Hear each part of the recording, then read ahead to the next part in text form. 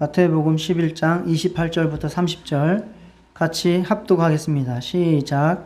수고하고 무거운 짐진 자들아 다 내게로 오라. 내가 너희를 쉬게 하리라.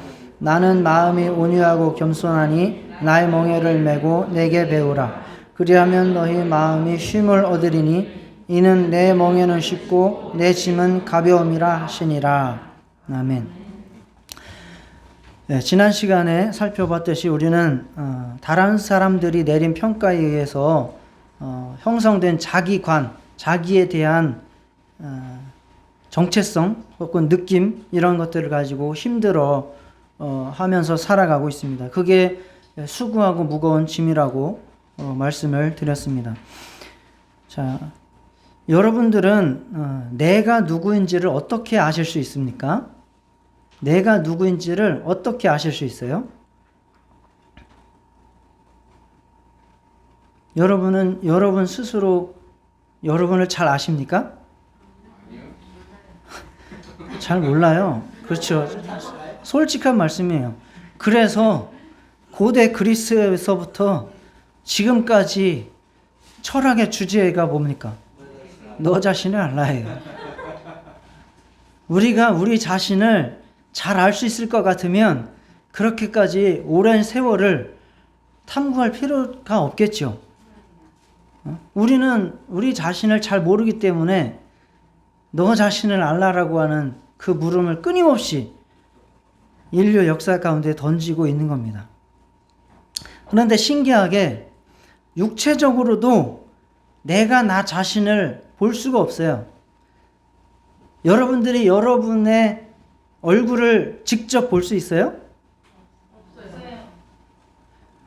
코가 큰 사람들은 코가 약간 보여요. 이렇게 하면. 코 큰 사람들은 이렇게 하면 코가 약간 보여요. 혓바닥 길게 내밀면 혓바닥 조금 보이기도 하고. 그런데 자기가 직접 자기 얼굴을 볼 수 있어요? 그런 사람은 없어요. 신기하게도.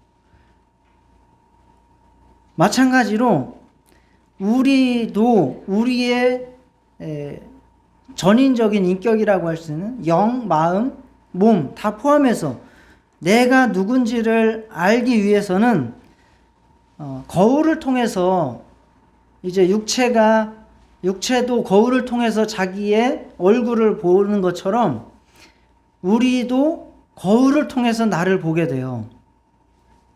그 거울 역할을 하는 존재들이 이제 중요한 타인들이라고 얘기를 하는 거예요.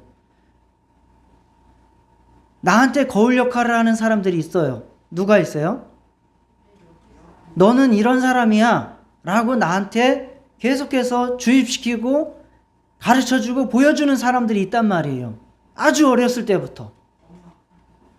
그렇지, 엄마가 그랬겠죠. 또 네, 아빠도 그랬을 테고, 가족들이 그랬을 테고, 조금 더 지나면, 이제 주위 친척들이나 선생님들이나 친구들이나, 이러한 존재들이 나에게 영향을 미치는 중요한 존재들, 타인들, 그러한 사람들이 나를 비춰주는 거예요. 보여주는 거예요. 그래서 그것에 의해서 나를 알게 됩니다. 그걸 이제 내가 나를 어떻게 생각하느냐, 라고 하는 자기관이 형성이 돼요.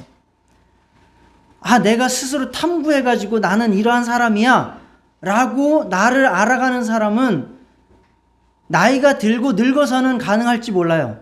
그렇지만 이 자기관이라고 하는 것은 아주 어렸을 때 형성이 되기 때문에 2살짜리가 나는 나를 알아야지 이러면서 탐구해가지고 나를 아는 것은 가능해요? 불가능해요? 불가능한 거예요. 그래서 다른 사람들에 의해서 자기관이 형성이 되는 거예요. 그걸 거울이라고 해요. 쉽게 예를 들어서 철수하고 영희가 있는데 철수하고 영희가 학교에 가가지고 시험을 쳤는데 똑같이 80점을 맞았어요.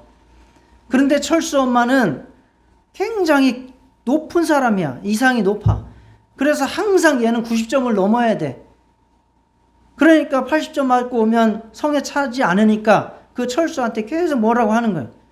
다음에는 90점 맞아와라. 너 왜 이렇게 못 봤니? 공부를 안 했구나. 근데 그 다음 시험에 또 또 80점 맞았어요.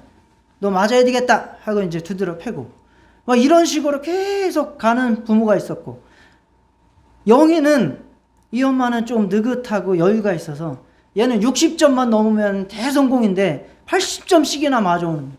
그래서 항상 칭찬을, 야 너는 얼마나 그렇게 기특하게 공부를 잘하니.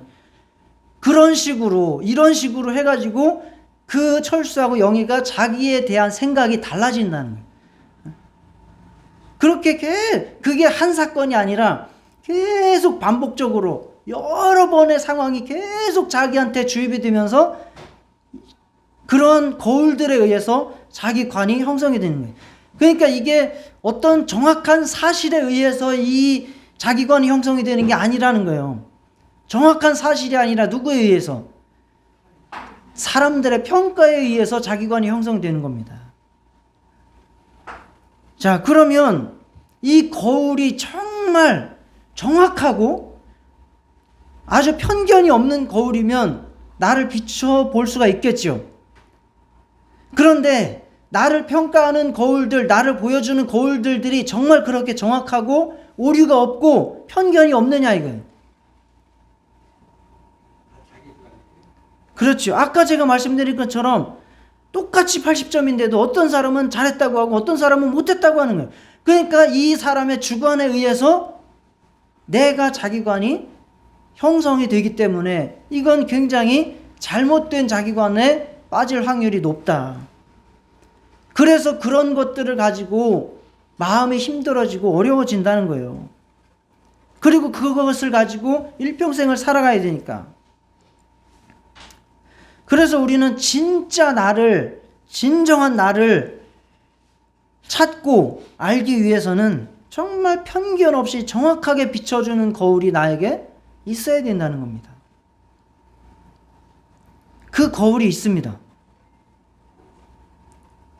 누굴까요? 네, 맞습니다. 예수님이에요. 예수님은 나를 있는 모습 그대로 받아주세요. 그리고 있는 그대로를 사랑해 주시고 나를 긍정해 주세요. 그리고 내가 잘못한 것이 있어도 용서를 해 주셔요. 그래서 그분 앞에 나갔을 때는 내가 감춰야 될 필요도 없고 숨겨야 될 필요도 없고,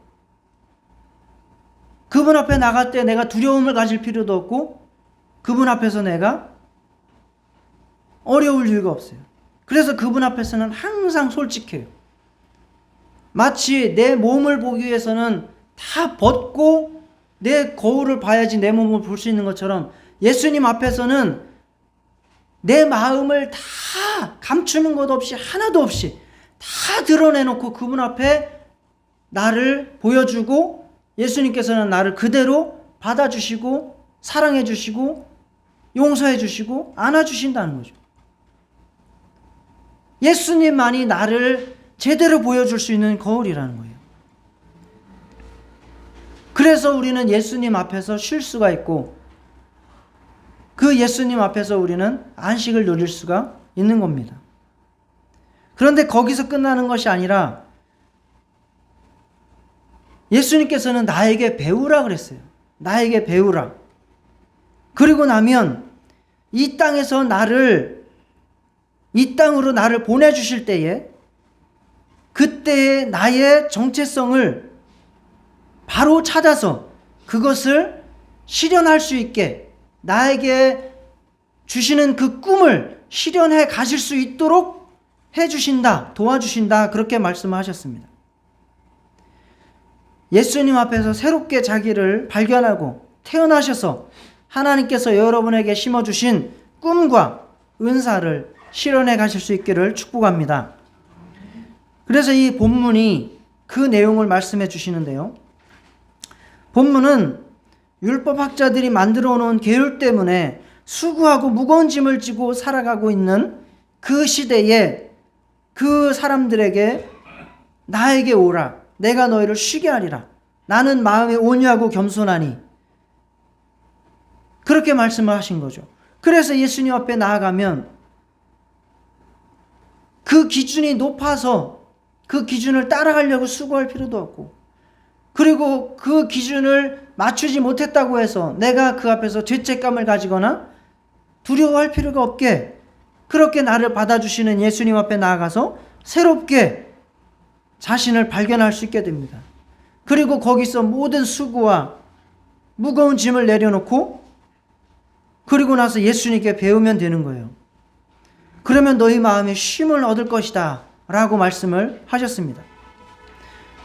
쉬게 하리라 라고 이렇게 말씀을 하셨는데, 이 성경을 이제 현대 독일어 성경이라고 하는 성경이 있어요.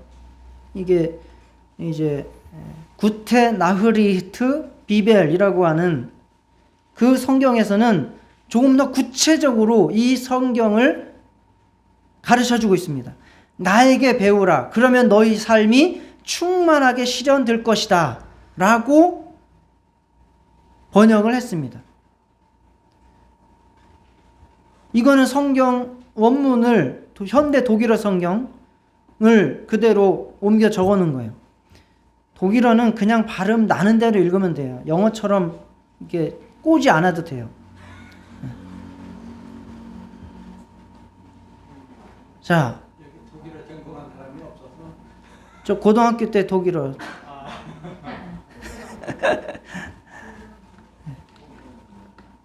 다르죠? 그냥 쉬게 되리라가 아니라 너희 삶이 충만하게 실현될 것이다 라고 해석을 한 겁니다. 자, 이 말씀이 무엇이냐? 이 말씀은 타인들의 평가에 의해서 규정되고 그들의 요구에 맞춰서 살려고 노력하지 말아라. 예수님께서 내려주신 바른 평가를 받고 새롭게 태어나서 예수님을 배우면 우리의 삶이 충만히 실현될 것이다 라고 해주신 말씀입니다. 자기 실현 그러면 기독교에서는 잘 쓰지 않는 용어죠. 주로 심리학에서, 그것도 요즘에 현대 심리학에서 쓰는 목표와 같이 다루고 있는 것이 자기 실현입니다. 자기 실현은 기독교적으로 말하면 하나님께서 나에게 주신 은사를 실현하는 것입니다. 그러니까 내한테 주신 무의식 속에 있는 잠재되어 있는 것들을 끄집어내서 발휘를 하게 만드는 것, 그것을 이제 자기 실현이라고 하는 것이고, 기독교에서는 하나님께서 내게 주신 은사를 잘 개발해서 발휘하라 라고 하는 의미입니다. 그러니까 예수님은 예수님께 나가서 배우면 그렇게 우리의 은사를 개발해서 일생을 기쁘고 즐겁게 살게 해주겠다라고 하는 말씀입니다. 그러면 이제 기독교에서는 자꾸 너의 꿈을 접어라, 너는 죽어라, 너를 버려라 이렇게 가르치죠. 그러면 이게 모순되지 않나요? 현대 심리학에서는 자기를 실현하라고 하고 성경에서는 너를 죽이라고 하면, 그러면 서로 모순되지 않나요? 그래서 왜 세상 학문을 우리가 배워야 되나요? 라고 하지만 다르지 않습니다. 자기를 버리는 것과 자기를 실현하는 것은 같습니다. 그것을 제가 말씀을 드리겠습니다. 여러분들 어렸을 때 읽었던 미운 오리 새끼라고 하는 동화를 아시나요?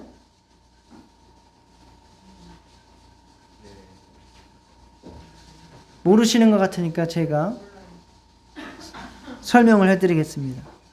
자, 잘 들으세요. 재미있는 이야기니까.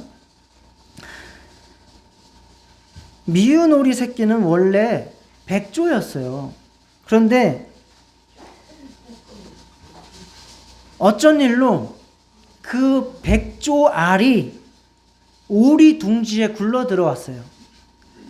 오리 둥지에 백조 알이 굴러 들어왔으니까 그 오리 어미는 어떻게 하겠습니까? 자기 새끼인 줄 알고 열심히 품어주고 열심히 안아주고, 그래서 부화를 시키고 또 먹이도 먹어다 주고, 그래서 잘 키웠어요. 여러 마리 같은 오리들 무리에서 섞여가지고 자라가고 있었어요. 그런데 어느 날부터 백조는 몸집이 다른 친구들보다 훨씬 더 커지고 또 색깔도 훨씬 희고 그래가지고 다른 형제들과는 다른 거예요. 그래서 다른 오리들은 이 오리를 보고 별명을 붙여줬는데 그 별명이 뭐예요? 미운 오리예요. 너는 미운 오리야. 왜 우리랑 다르니? 우리는 이렇게 뒤뚱뒤뚱 걷는데 너는 왜 그렇게 꺽적꺽적 걷니? 뭐 이제 이런 식으로. 우리의 깃털 색깔은 이런데 너는 왜 색이 그러니? 엄마도 이상하게 생각했어. 너는 어떻게 내 뱃속에 난 새끼가 왜 이 모양이니? 너는 왜 이렇게 컸니? 너는 뭘 먹었길래 이러니? 이러면서 계속 구박을 하는 거예요. 엄마도 구박을 하고 형제들도 구박을 하고 친구들도 구박을 해요. 사실은 이 친구는 원래는 뭔데? 원래는 백조라니까요. 원래는 백조인데 오리 둥지에서 오리들에게 하고 같이 부화해서 크다 보니까 이러한 구박을 받는 거예요. 그러니까 미운 오리는 항상 마음이 괴로워요. 놀림을 받고 왕따를 당하고 쪼임을 받아요. 어미한테도 구박을 당하고 먹이도 잘 못 먹고 그래서 이 미운 오리가 참다가 이제는 도저히 못 참아서 가출을 결심했습니다. 그래서 집을 나와가지고 고생을 하면서 혼자서 겨우겨우 벌레도 몇 마리 잡아먹고 하면서 가다가 저기 호수가 있어서 호수에 가서 자살이나 한번 해볼까 뭐 이러면서 방황하면서 거기를 호숫가를 갔는데 저쪽에서 한 무리에 아주 아름다운 아주 희고 우아한 새 무리들이 거기서 막 놀고 있는 거예요. 즐겁게 놀고 있는 거예요. 그래서 전애들은 너무 정말 아름답다. 그리고 너무 행복하게 놀고 있다. 그래서 부러워가지고 그 백조들이 놀고 있는 그 무리를 보고 있었어요. 천천히 거기로 다가가고 있었어요. 그런데 그 새 무리 중에서 백조 무리 중에서 한 마리가 슬금슬금 이 미운 오리한테 다가오더니 이렇게 이야기를 합니다. 야, 너 이리 와봐. 그랬더니 미운 오리가 뒤를 돌아보더니 아무도 없으니까 나 말이야? 그랬더니 너 말고 누가 또 있어? 이렇게 이야기를 합니다. 근데 그 백조 중에서 한 마리가 또 이렇게 이야기를 하는 거예요. 너 어디 갔다가 이제 오냐? 그랬더니 미운 오리가 너 나 알아?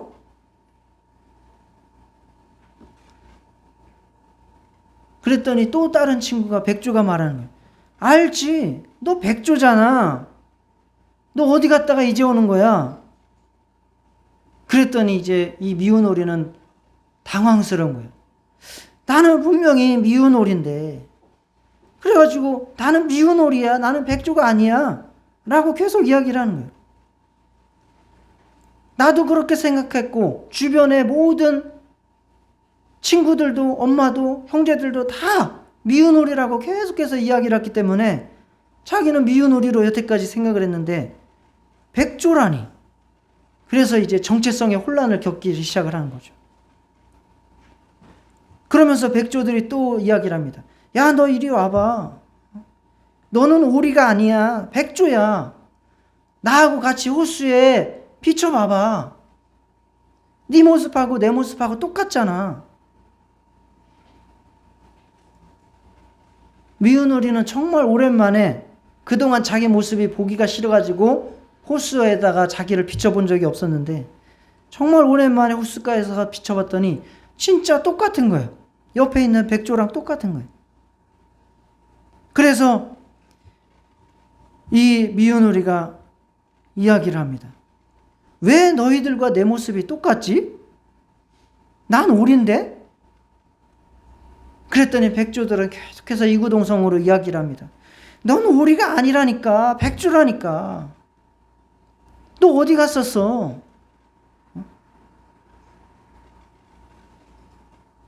그러면서 따뜻하게 맞아주면서 너는 이제부터 딴 데로 가지 말고 우리랑 같이 살자. 너는 백조잖아. 그리고 재밌게 지내자. 그렇게 따뜻하게 맞아줬습니다. 그래서 그 미운 오리는 조금씩 자기가 원래 백조였다는 사실을 깨닫기 시작을 한 겁니다. 또 백조가 이제 야, 여기 호숫가에서 너무 오래 놀았다. 이제 우리 저 멀리 섬으로 가서 놀자. 그래서 백조들이 막 날기 시작합니다. 그런데 이 미운 오리라고 알았던 이 백조는 날개짓을 했는데 어설퍼요. 막 푸드덕 대고 잘 날지도 못해. 그랬더니 이 백조가 또 이야기합니다. 너 왜 그렇게 이상하게 날어? 네 마음껏 날어. 날개를 쫙 펴고 힘껏 네 하고 싶은 대로 날어.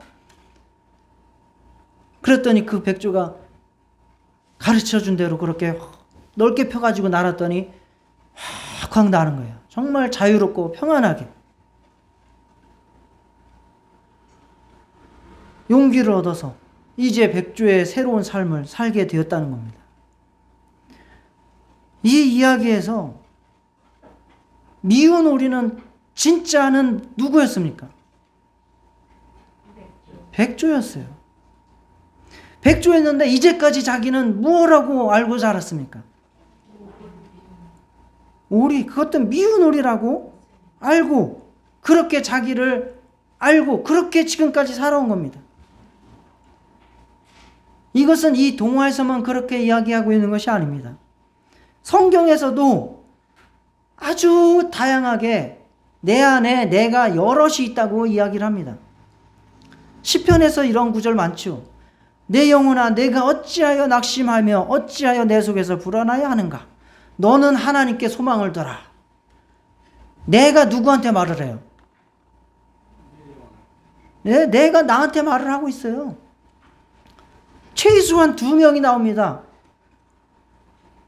내 속에서 불안해하고 낙심하고 하고 있는 내가 있고 그러한 자기를 안타깝게 바라보면서 기도하고 충고하는 나가 따로 있어요.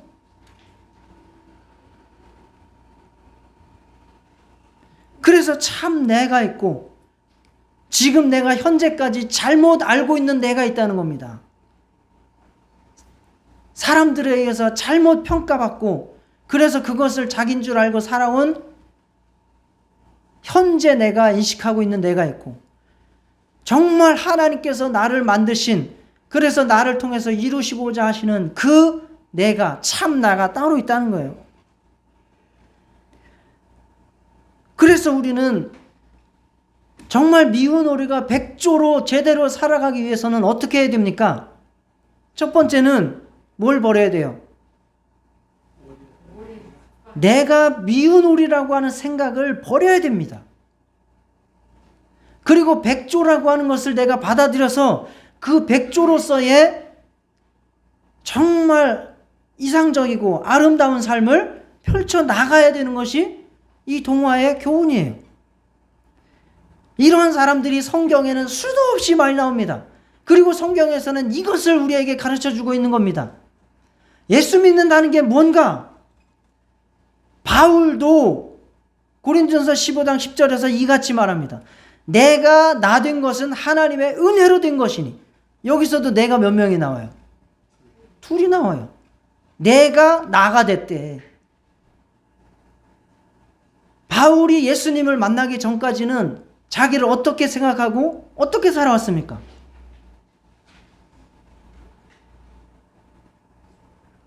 자기는 자기가 굉장히 똑똑하게 생각을 했고 자기는 굉장히 권력자였고 또 아주 유명한 사람이었고 그리고 율법주의자로서 거룩한 사람이었고 그래서 예수 믿는 사람들은 잡아 죽이던 사람이었어요. 그런데 예수님을 만나서 그 앞에서 제대로 된 나를 발견한 거예요. 예수님 앞에서 발견된 거울을 봤더니 자기가 어떤 사람이었어요?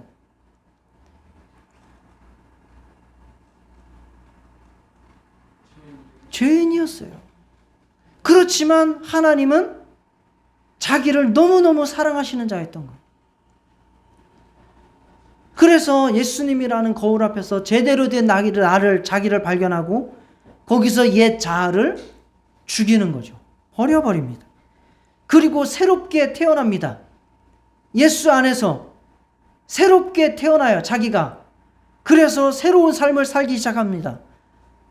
그래서 내가 나 된 거예요, 이제는. 이전에 살던 자기는 죽고, 이제는 내가 정말 예수님 앞에서 새로운 내가 태어나서 그때부터는 정말 복음을 전하는 전도자로서 그러한 꿈을, 자기 실현을 하는 삶을 살게 된 것입니다. 왜곡된 옛사람을 버리고 진실되고 참된 나를 찾아서 자기 실현할 수 있는 저와 여러분 되시길 축원합니다. 모세도 마찬가지예요. 성경에 예수님을 만난 사람들은 다 자기를 버리고 새로운 자기를 찾아서 그 뜻을 이루어간 사람들입니다. 모세도 마찬가지예요.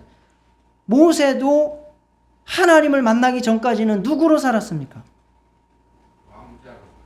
예, 바로의 공주의 아들로 살았어요. 그러다가 하나님의 말씀 앞에서 또 하나님 앞에서 자기를 찾고 정체성을 찾고 자기를 향하신 하나님의 계획과 그 준비에 새롭게 눈뜨고 순복해서 출애굽 지도자로서의 자기 실현의 삶을 사는 겁니다.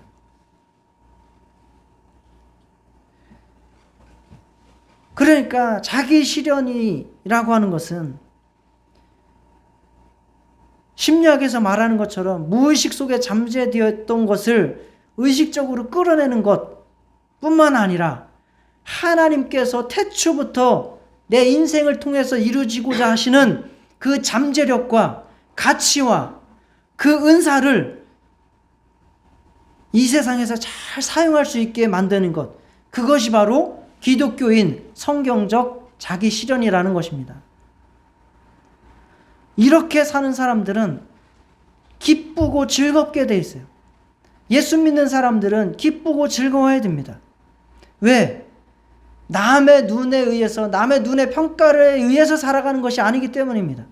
억지로 돈을 몇 푼 벌기 위해서, 아니면 권력을 좀 더 잡고 뭔가 되기 위해서, 이러한 것들을 내 육체를 위해서 억지로 이렇게 살아가는 것이 아니라 정말 하나님께서 나를 바로 보여주시고 그래서 나에게 주신 그 꿈을 실현해 가는 것이기 때문에 정말 기쁘고 즐겁고 자발적이고 행복한 삶을 살게 되어 있다는 것입니다. 예수님이 원하는 삶이죠. 나에게 주신 은사를 발휘할 수 있도록 해주시는 그러한 삶. 그렇지 못한 사람들이 어떤 사람이냐? 달란트 비유에서 한 달란트를 받았던 사람 아시죠? 주인이 한 사람에게는 5달란트를, 한 사람에게는 2달란트를, 한 사람에게는 1달란트를 주고 먼 길을 떠났어요.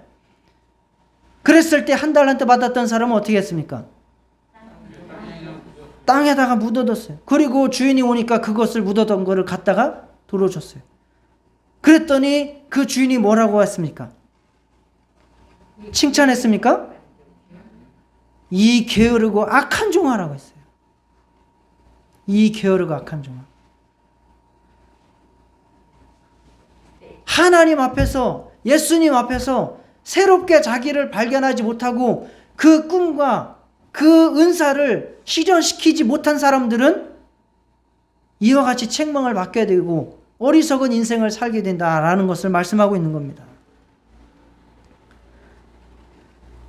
우리는 상담가이신 예수님 앞에서 정말 그분의 말씀을 가지고 나를 비춰보고 그분 앞에 나의 진심을 토해놓고 기도하면서 예수님 앞에서 배울 수 있기를 축원합니다. 예수님을 만나셔야 됩니다. 예수님을 만나서 예수님을 상담가라고 생각을 하고 지금까지 저는 내가 누군지 모르고 살아왔습니다. 미운 오리 새끼처럼 그렇게 다른 사람들의 눈에 신경 쓰고 마지못해서 인생을 이렇게 꾸역꾸역 살아오고 있었습니다. 예수님, 진짜 나를 보여주시고 진짜 나를 찾게 해주시고 예수님 앞에서 바로 나를 볼 수 있게 해주세요. 내가 잘못한 거 있으면 다 예수님이 용서해 주시고 수고하고 무거운 짐들은 주님 앞에 내려놓을 테니까 주님의 대신 다 짊어져 주세요. 하나님은 나의 짐을 대신 져주시는 분이라고 하지 않으셨습니까? 나 이거 너무 힘들어서 무거워서 못 지고 가겠어요. 내 짐 좀 대신 져주세요.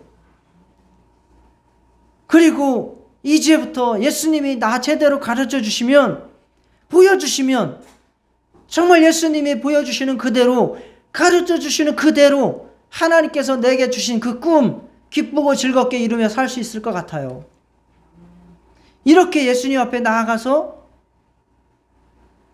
예수님께 배우라는 것이요. 그러면 우리는 예수님께서 정말 품어주시는 그 품 안에서 안식을 누리고 쉼을 쉬고 그 이후에는 이 세상 어떤 사람들의 가치나 평가가 아닌 정말 예수님께서 나에게 주시는 그 꿈과 비전과 은사를 찾아서 기쁘고 즐겁게 그렇게 행복하게 백조가 이제 자기의 백조로서의 인생을 살 수 있었던 것처럼 내가는 이제 내가 나 되어서 정말 그 영혼이 자유롭고 그 인생이 행복하게 살아갈 수 있다. 그 말씀이 바로 상담가이신 예수님께서 우리에게 가르쳐 주시는 또 변화되기를 원하시는 그 내용입니다.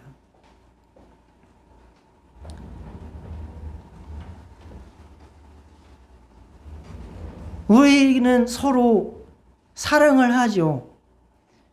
그런데 사랑에도 썩은 사랑이 있어요. 음식 중에도 몸이 건강해지기 위해서 음식을 먹죠. 근데 음식 중에서도 먹지 못하는 음식이 있죠. 대표적인 게 상한 음식이죠. 썩은 음식이에요. 그것처럼 서로 정말 예수 안에서 너의 꿈과 은사를 실현해 갈 수 있도록 서로 도와주는 에너지가 되는 역할을 하는 게 사랑이에요. 그게 성도의 교제고 그게 성도의 정말 아름다운 사랑인데 또 가족 간에도 그런 사랑인데 그 사랑에도 썩은 사랑이 있다는 겁니다. 썩은 사랑이 뭔가 하면 바로 소유하려고 하는 사랑이 바로 썩은 사랑이에요. 이것이 마치 율법주의, 율법학자들이 한 것과 같은 비슷한 사랑이에요. 너는 내 거야. 내가 원하는 대로 삶을 살아. 라고 지배하는 것이 바로 썩은 사랑입니다. 여러분이 가족에게 혹시 이러한 마음이나 또 말을 한 적은 없으십니까? 나는 너를 너무 사랑해. 진심이야. 그러니까 너는 내 뜻대로 해.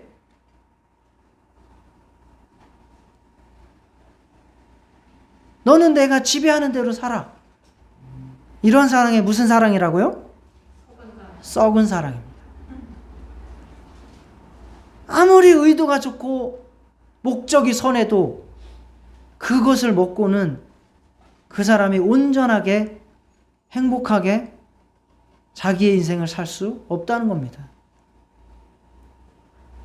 너는 내 새끼니까 내 뜻대로 해야 돼. 너는 내 마누라니까 내 뜻대로 해야 돼. 너는 내 남편이니까 내 뜻대로 해야 돼. 너는 나의 부모니까 내 뜻대로 하세요. 그럴 수 있어요. 부모를 때리는 자식도 있는데 요즘에. 그런 사랑은 썩은 사랑이라. 썩은 사랑. 제대로 된 사랑은 무엇이냐? 내가 너를 사랑한다. 너는 실패할까 두려워하지 말고 너의 삶을 잘 실현해 갈 수 있도록 해라. 내가 뒤에서 도울게. 기도해 줄게. 든든한 동력자가 되어 줄게. 라고 해주는 사랑입니다. 옆에 사람한테 싱싱한 사랑을 고백해 주실 수 있도록 하겠습니다. 자, 옆에 사람한테 고백해 주세요.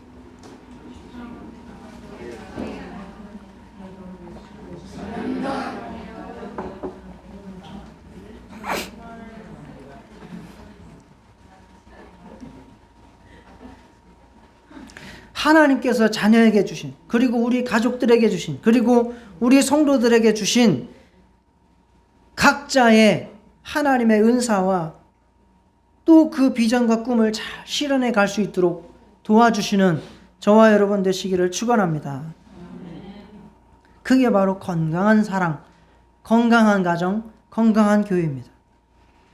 우리 모두 정말 예수 안에서 자기를 실현하시고 또 옆 사람이 자기 실현을 할 수 있도록 도와주시는 그러한 우리 성도님들 되시기를 축복합니다. 다 같이 기도하시겠습니다. 하나님 아버지, 참